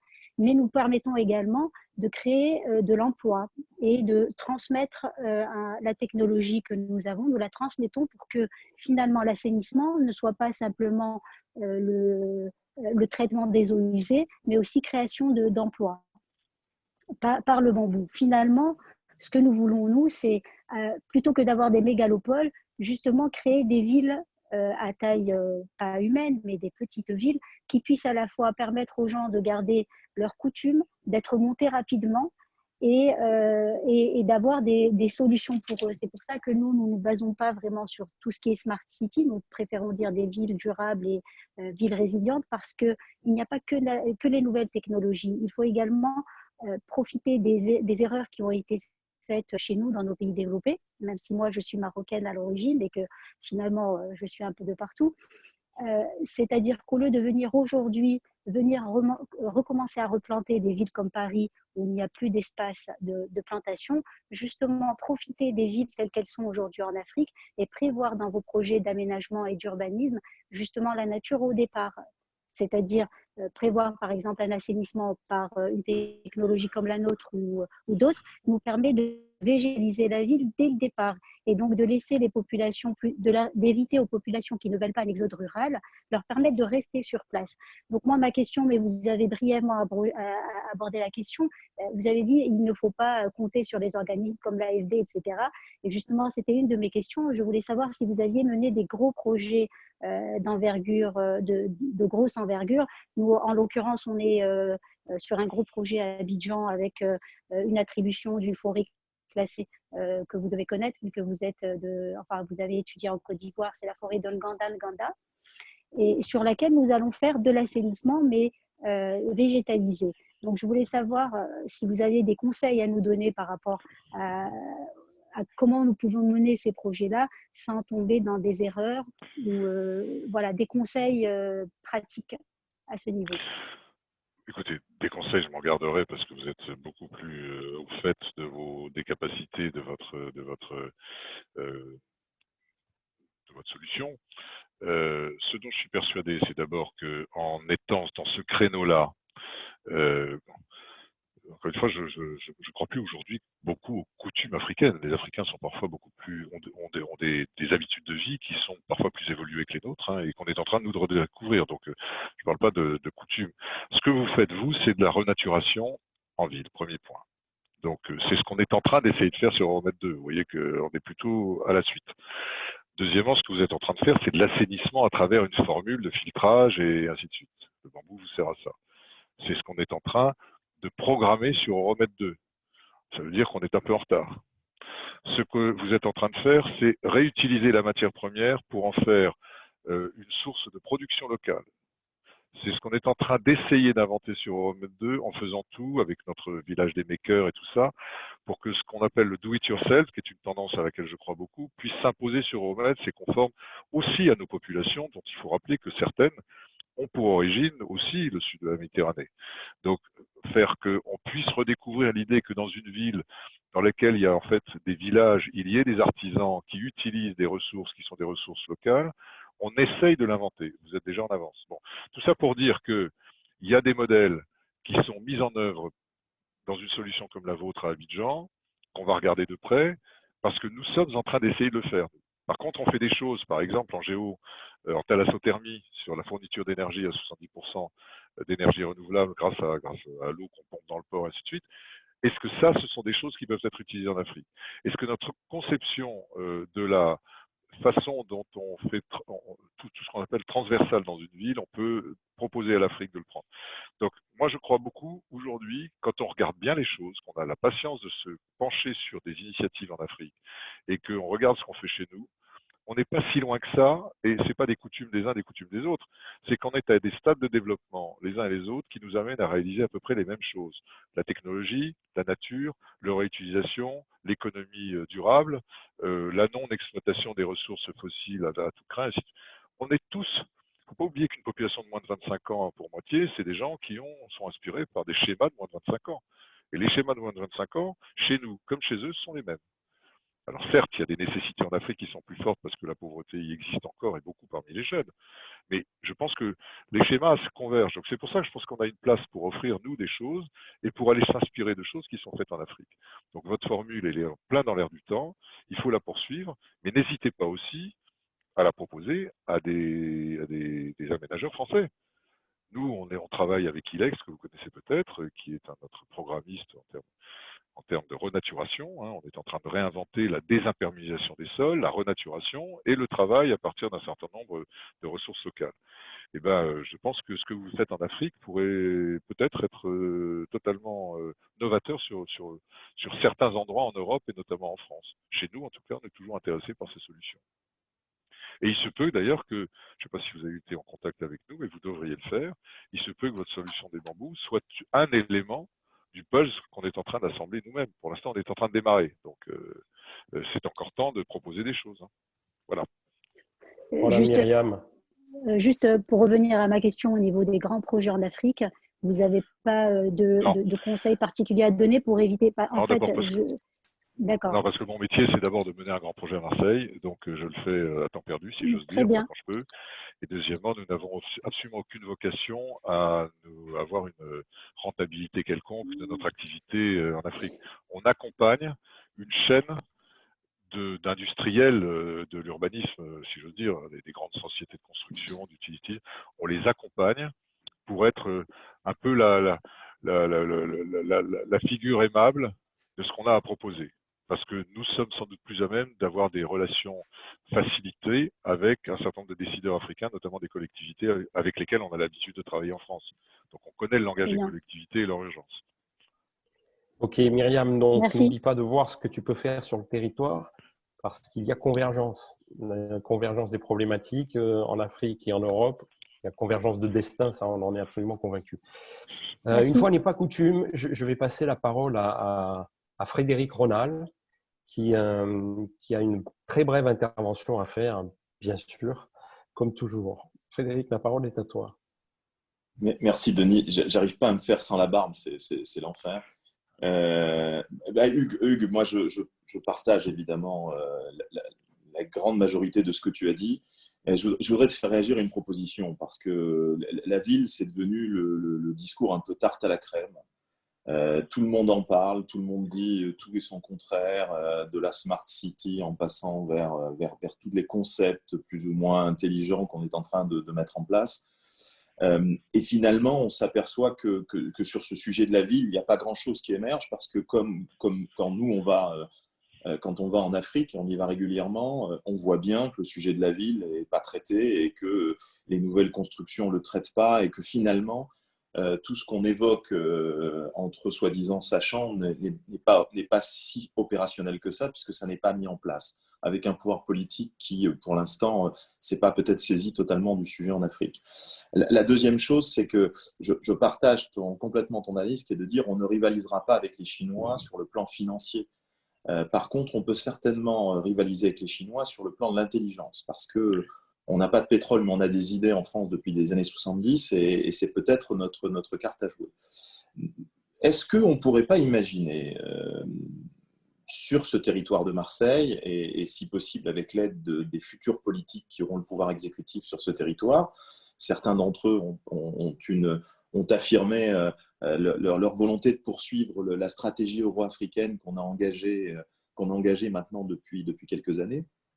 Est-ce qu'on n'aurait pas la possibilité de construire sur ce sujet de la ville un lab, un lieu de réflexion, enfin, en France, à Marseille, qui associerait des urbanistes, qui associerait des spécialistes des infrastructures, qui associerait des experts africains et français, qui associerait ou qui interrogerait ou qui interpellerait peut-être aussi le monde politique sur cette fameuse solution à la française. Hein. Tu as évoqué l'idée d'avoir une solution à la française, qui soit une solution plus englobante, plus aménageuse que simplement construire des bâtiments qui seront finalement peu utilisés.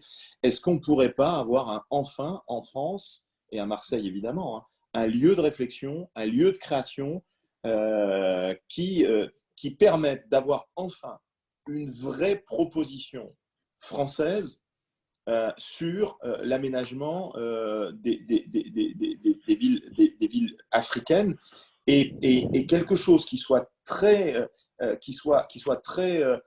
comment dire, qui intègre des compétences qui peuvent être extrêmement différentes, pour essayer d'apporter enfin une proposition française ou une proposition d'aménagement à la française qui tienne compte de tous ces éléments que tu as dit, la place de l'informel, la problématique de la synchronisation entre les infrastructures et les aménagements urbains proprement dit. Voilà. Est-ce que cette proposition, tu y trouves un intérêt? Est-ce que c'est quelque chose qui te paraîtrait envisageable? Voilà. Comment tu réagis à cette idée qu'on crée quelque part ce lieu cette université de la ville, ou en tout cas, et qu'on le crée pour pouvoir enfin avoir une vraie réponse organisée, concertée, innovante, alors pas forcément innovante en numérique. Voilà. Quelle est ta réaction par rapport à ça? Alors, bien évidemment, oui. Je pense qu'il y a la place pour le faire, et je pense qu'il faudrait le faire. Deuxièmement, je me méfie toujours des universités, des laboratoires, des think tanks, des machins, des trucs, parce que il y a ceux qui parlent de la ville, et je trouve qu'ils sont quand même très, très, très, très, très nombreux en ce moment. Hein, mais vraiment, des Nations Unies se réunissant à 40 000 à Abu Dhabi, en allant vers les innombrables sommets, machin truc. Bon, bref. Beaucoup en parlent, je vois beaucoup de structures en France qui s'organisent, le MEDEF, les collectivités, enfin tout le monde s'organise pour en parler. Mais qui l'a fait? Personne. Qui l'a fait? Personne.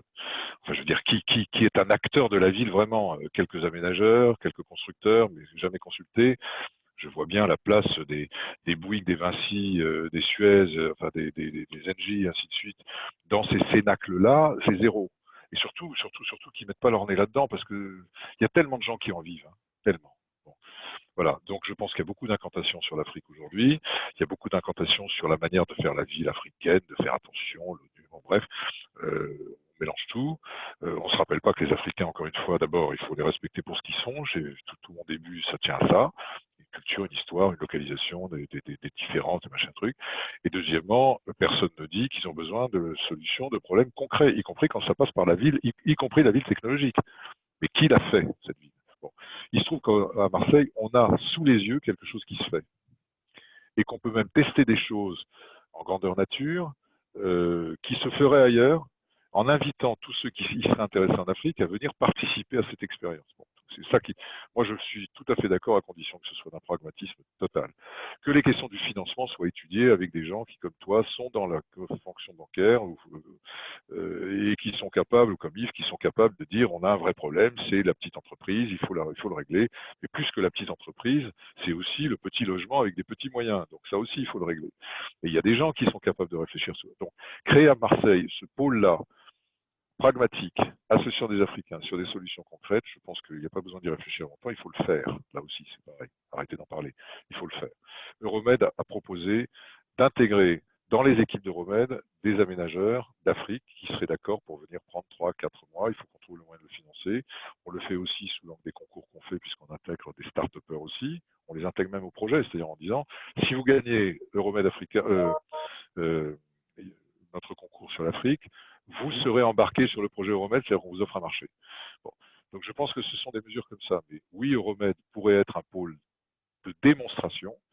Et je pense que si on voulait faire un institut de la ville africaine ou un institut de la ville, quelque chose qui se dirige vers l'Afrique, il faut associer beaucoup d'Africains, et deux, il faut que ce soit hyper pragmatique, avec un démonstrateur à la clé.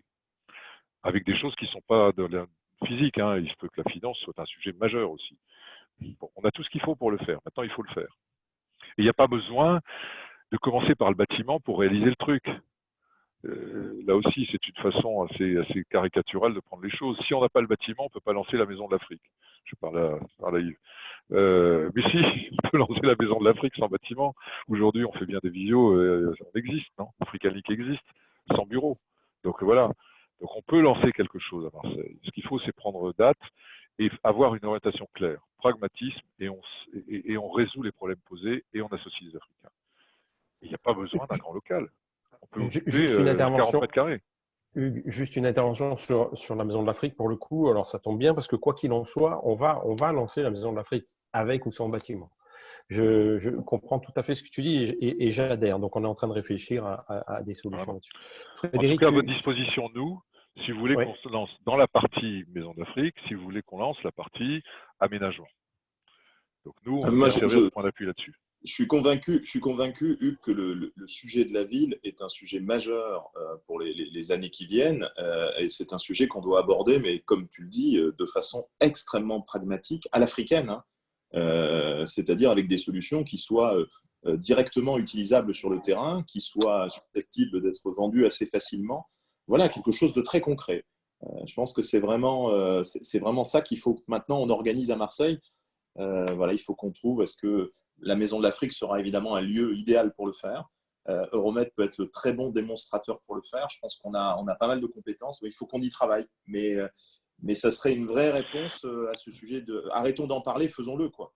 Ouais, mais je vais te dire, aujourd'hui, c'est pas le lieu qui compte, c'est la mise en réseau. Non, c'est pas le lieu. C'est de trouver les acteurs, c'est de les fédérer autour du projet, puis c'est de commencer à réfléchir et à faire des propositions.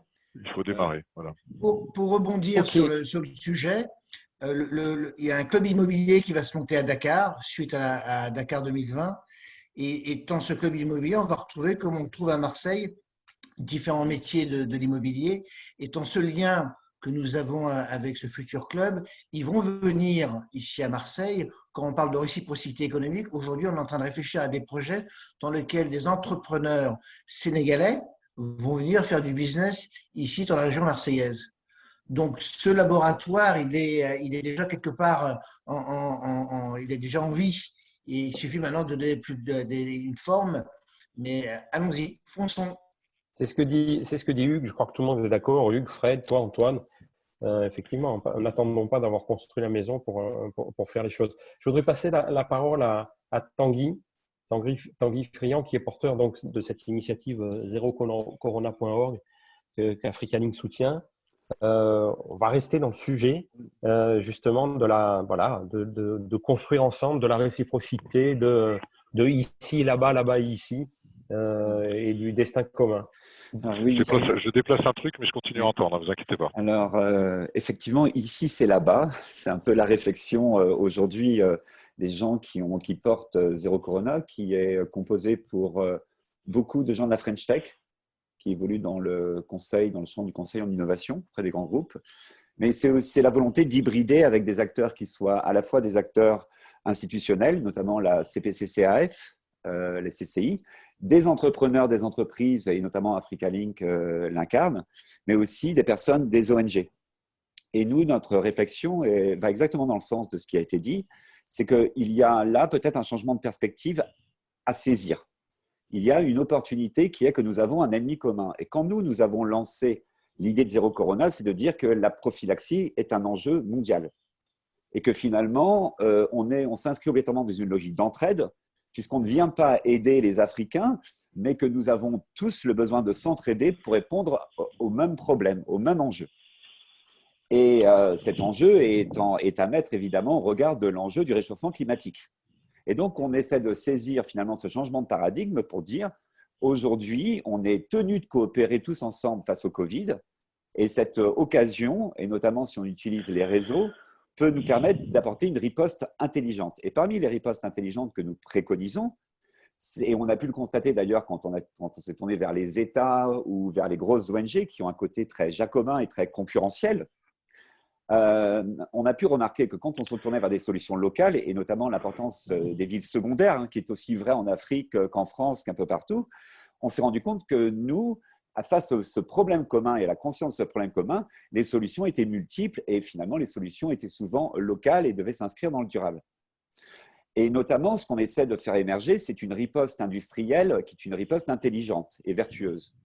Et par exemple, on a ici l'occasion de dire que la réponse qu'on doit apporter, notamment sur des productions élémentaires comme le sont le savon, le gel hydroalcoolique, les masques, peuvent être d'une production locale. Et qu'un des buts de Zéro Corona, c'est que chaque pays se dote d'une capacité de réponse industrielle, en tout cas pour attendre vers la plus grande autonomie dans sa prophylaxie.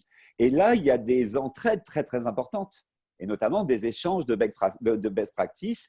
Et là, la fonction réseau fonctionne très, très bien. Et on a eu du mal avec les États, mais dès qu'on est à l'échelle des collectivités locales, territoriales, ou qu'on est à l'échelle d'ONG qui interviennent de manière aussi plus circonscrite sur un territoire, eh bien là, on obtient une coopération très, très forte. Et on se dit que cette occasion-là qui est trouvée avec le Covid est une occasion qui peut-être pourra s'élargir demain aux ripostes qu'on pourra apporter au réchauffement climatique.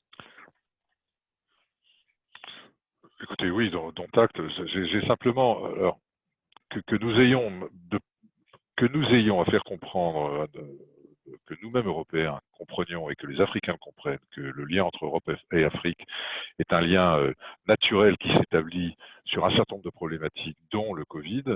Oui, il y a simplement chez moi une petite interrogation, c'est que autant nous allons être totalement impactés parce que nous avons vécu, ne serait-ce que l'enfermement pendant 2 mois, enfin le confinement pendant 2 mois, et les réflexions que pendant 2 mois on peut avoir sur le monde d'après, même si tout ça va être lent, nous en tout cas, Euromède, on est déjà parti complètement dans une direction de transformation de notre projet urbain sur des pratiques qui sont des pratiques héritées du confinement, notamment quand on a vécu sans pollution et sans bruit pendant 2 mois, on se rend compte de la différence. Hein. Bon, je ne suis pas sûr que le Covid impacte autant l'Afrique qu'on le croit. Oui, donc je pense qu'effectivement, avoir un destin commun, c'est une chose, et je crois que c'est très utile de le faire à travers le Covid. Mais très rapidement, on se rendra compte que si nous ne parlons que du Covid, ça les intéressera moyennement parce qu'ils ont une certaine capacité de résilience, je le répète, que nous n'avons pas, qu'on apprend, qu'on va apprendre. Et on a plus à apprendre d'eux que de nous sur cette question-là. En revanche, sur tout le reste, la façon de traiter le réchauffement, la façon de traiter l'industrialisation, de la pollution et ainsi de suite, et surtout la façon de résoudre des problèmes à leur population, oui, on partage. C'est que dans la logique d'entraide, on peut tout à fait dire aussi que les solutions viennent d'Afrique. C'est ça que je veux dire. Et ce qu'on est en train de regarder aujourd'hui et nous de développer, c'est par exemple la capacité de l'Afrique à produire des masques bio et durables qu'on pourrait importer plutôt que des masques chinois et de favoriser la diplomatie du masque chinois. Et ça, on le constate nous. Et c'est ce qu'on essaie de favoriser. Et on se rend compte que l'impréparation de l'ensemble des États à ce type de crise, eh ben, ça peut être l'occasion par cette riposte-là et cette coopération, c'est-à-dire d'avoir quelque chose de concerté et de conjugué, peut nous permettre aussi d'être prêts demain, parce qu'on sait très bien que c'est le début d'une longue série. En tout cas, tout ce qui donnera l'impression que notre destin est assez partagé me paraît indispensable en ce moment. Merci Tanguy. On est effectivement pas tout à fait sur le même sujet, mais en tout cas dans la même démarche. Ça fait plus d'1h20 qu'on est ensemble. Y a-t-il encore des interventions ou des questions? Sinon, je passe la parole à notre président pour conclure nos débats. Yves, la parole est à toi. Ok, merci à tous. Moi, d'abord, je trouve que c'est super et qu'on a des compétences, des envies, des engagements qui sont remarquables dans cette discussion, mais d'une façon générale, et que le point important, c'est ensemble et partager toute cette dynamique, ces réflexions qui aujourd'hui étaient particulièrement intéressantes, je dirais, parce qu'en parlant de ville, on parle de tout, de politique, d'économie, d'environnement, de relations, et c'est extraordinaire. Alors, peut-être deux, trois observations. Nous vivons, 50% des habitants du monde vivent sur 1% des terres. Donc, ça veut dire qu'il y a de la place. Ça veut dire qu'on pourrait mettre les villes à la campagne, peut-être. Essayer de les réfléchir autrement et de surtout pas arriver à ce que nous avons fait, nous, depuis 60 ans, 70 ans, qui est de faire des monstres urbains, et des quartiers qui sont devenus monstrueux, humainement, économiquement, socialement, politiquement, et arriver à éviter ça.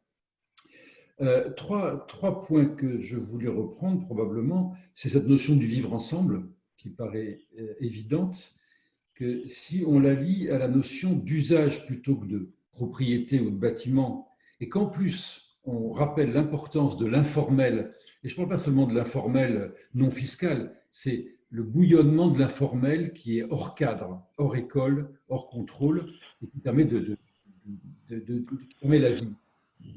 Après, une autre idée auquel je pensais, c'est qu'on sait tous qu'organiser la mobilité en créant des infrastructures, c'est augmenter le nombre plus on augmente le tuyau, plus il y aura d'eau qui passera. Plus on augmente le nombre de routes, plus il y a de voitures et de gens qui se déplacent. Et qu'est-ce qu'il ne faut pas plutôt travailler sur annuler les raisons de se déplacer? Donc, tout à l'heure, Hugues t'en parlait, et plusieurs en ont parlé aussi, c'est des centres qui soient décentrés, des villages dans la ville, pour que les gens ne se déplacent plus, ou moins. Et enfin, la troisième idée, mais alors là, elle était largement reprise, et Frédéric l'a reprise tout à l'heure, et évidemment, je crois que tout le monde la partage, et qu'il faut qu'on s'y engage avec le club de l'immobilier, avec le Cobati, avec Euroméditerranée, avec nos institutionnels, évidemment, c'est ce lieu de réflexion de la ville, cette université de la ville, ce centre de réflexion où, ensemble, on réfléchisse à notre avenir, nous inspirant mutuellement de nos expériences, de nos possibilités, de nos envies. Et Dieu sait si nous avons des choses à apprendre de nos voisins de la Méditerranée. Et je crois que le maître mot, finalement, et je le reprends régulièrement, c'est ensemble. Voilà. Hugues, merci beaucoup pour nous avoir mis sur ces chemins. Merci à tous d'avoir rebondi comme ça, bien sûr à Denis pour son animation habituelle. Je te donne la parole, Hugues, si tu veux conclure en 2 phrases avant que nous nous séparions. Écoute, oui, enfin, il n'y a pas de conclusion à cette histoire, hein. Je pense quand même on est au démarrage. Ça fait 1 an qu'on discute ensemble d'une préparation d'ailleurs d'un colloque qui aurait dû se faire sur la ville. On n'a pas le colloque, mais c'est pas pour autant qu'on va perdre tout ce qu'on a fait. Donc moi, j'ai des idées très arrêtées sur la façon dont Euromed pourrait prendre une initiative qui s'insérerait d'ailleurs demain dans une maison d'Afrique.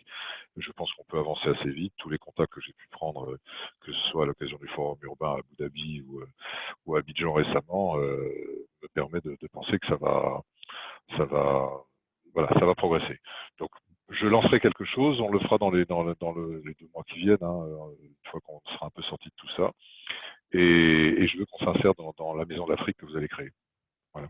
Merci Hugues. Alors, un dernier point peut-être comme d'habitude, notre 11e rendez-vous aura lieu vendredi et nous accueillerons Lamia Merzouki qui est directeur général adjoint de Casa City Finance, qui ne nous parlera pas de finance, mais qui nous parlera de son expérience de dirigeante et de la nécessité ou de l'impérative nécessité de l'évolution de la personnalité du dirigeant dans la gestion et dans l'organisation de ce monde, de ces nouvelles règles de vie que le Covid a accéléré en fait. Voilà. Ouais, rendez-vous donc avec Lamia vendredi à 17h. Vous allez recevoir l'information dans la foulée, une fois que nous aurons terminé cette conf call. Merci Hugues, un grand merci. C'est toujours un très très grand plaisir et un privilège d'écouter tes réflexions. C'est gentil. Et ton cheminement intellectuel, c'est toujours très très très intéressant. Merci Hugues. Allez, ciao à tout le monde. Au revoir. Merci à tous. À bientôt. Merci à tous. Merci. Au revoir.